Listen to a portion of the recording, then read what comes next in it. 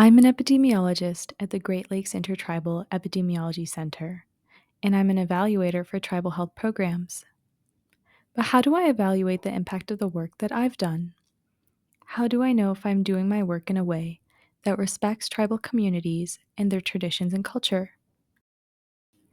There isn't an evidence-based, validated measure that I'm aware of that can tell me if I'm on the right path. But if there's one thing that I've learned while working with tribes, is that there are other ways of knowing.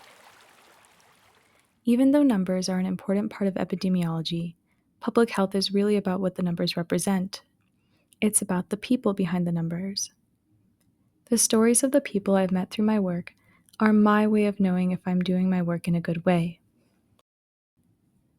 Dave was the first person I met outside of Glitech.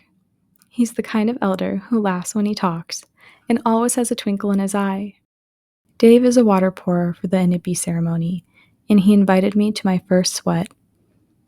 As someone who is not native and had just recently begun working at Glitech, I was honored that he extended the invitation. He told me how to dress, what to expect, and where I would sit. I helped the firekeeper gather branches for the fire to heat the stones. I made tobacco ties with the aunties and tied them to the lodge.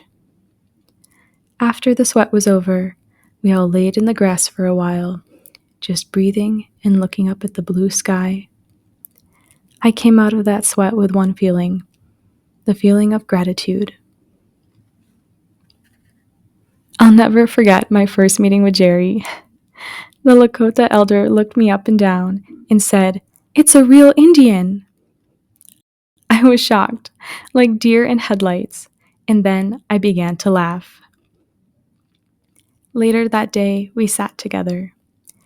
He told some jokes that most people would say were corny, but I really liked them. He taught me about the medicine shirt of the Lakota people that is passed down from generation to generation, and about the beadwork pattern that they use that is infinite, that never ends. Mandy is Lac du Flambeau band of Lake Superior, Chippewa, and works at Glitech with me. We attended a conference in Milwaukee and accidentally joined a powwow fitness class. We spent the next hour and a half dancing to Northern Cree, learning how to round dance, and literally jumping through hoops. At the powwow later that night, Mandy taught me about the drum, the honor beats, and how to know which song was a round dance and which one wasn't. I braided our hair.